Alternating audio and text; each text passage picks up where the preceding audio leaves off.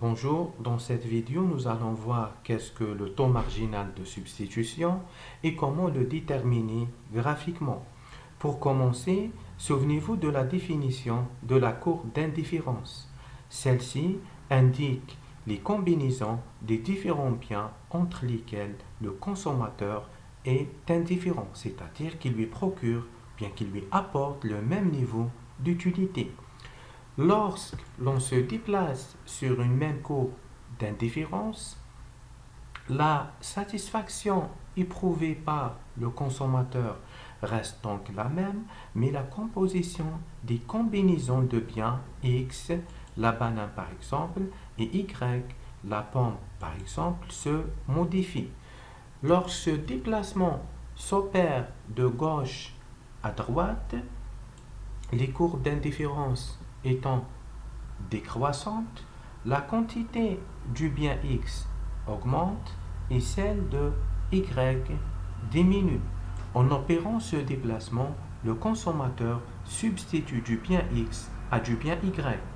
La variation delta Y induite par la variation delta X se caractérise à l'aide d'un indicateur appelé taux marginal de substitution de X pour Y. Il se définit comme le rapport des variations de quantité delta Y et delta X que le consommateur est prêt à substituer pour garder le même niveau d'utilité. Il est égal à delta Y sur delta X. Il s'agit donc d'un taux d'accroissement. Nous allons maintenant voir comment calculer le TMS entre deux points de la courbe d'indifférence.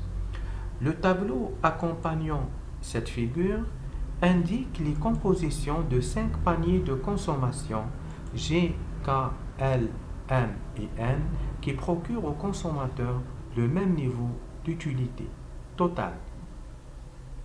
Le tableau présente également le calcul des TMS sur cette courbe d'indifférence. Entre les points G et K, le TMS X pour Y est égal à moins 15. En effet, en passant de G à K, la consommation de bananes augmente d'une unité, donc une banane supplémentaire, et c'est-à-dire la consommation de pommes, diminue de 15 unités.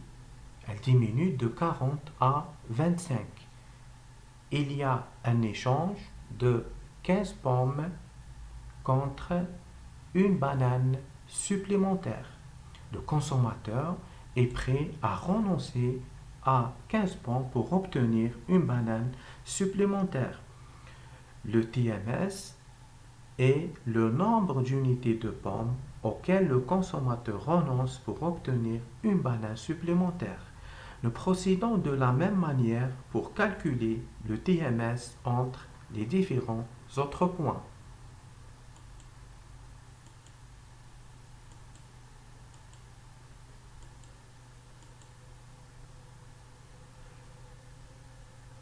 Remarquons que le taux marginal de substitution est négatif car delta Y est une quantité négative puisque le consommateur cède des pommes contre des bananes.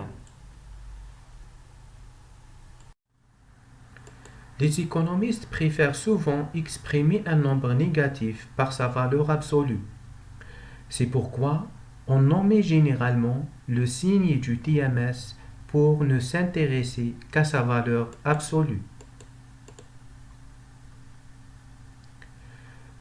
Remarquons que le TMS diminue en valeur absolue à mesure que l'on substitue du bien X à du bien Y. Cela peut être expliqué de la manière suivante. Lorsque la valeur de Y est élevée, le consommateur est prêt à abandonner une quantité importante de ce bien pour obtenir du bien x. Pour reprendre l'exemple de tout à l'heure, il accepte d'abandonner 15 unités de y, c'est-à-dire 15 pommes, pour obtenir une unité du bien x, une banane supplémentaire. Vous savez, le passage du point G au point K. Plus on va vers la droite, moins la substitution est aisée. Ainsi, entre le point M et N, si le consommateur désire consommer une banane supplémentaire, il n'accepte d'abandonner que 1,5 unité de Y, donc le passage de M à N. Graphiquement, cela se traduit par la convexité de la courbe d'indifférence.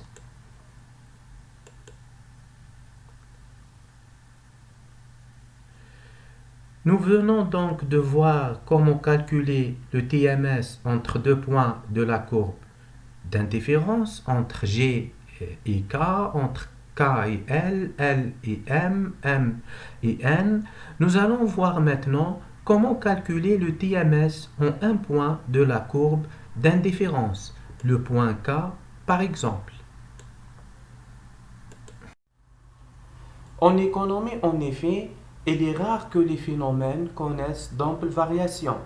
Il est préférable d'étudier l'impact de faibles variations de x sur y, ce qui revient à analyser ce qui se passe à proximité de xk, c'est-à-dire au voisinage de xk.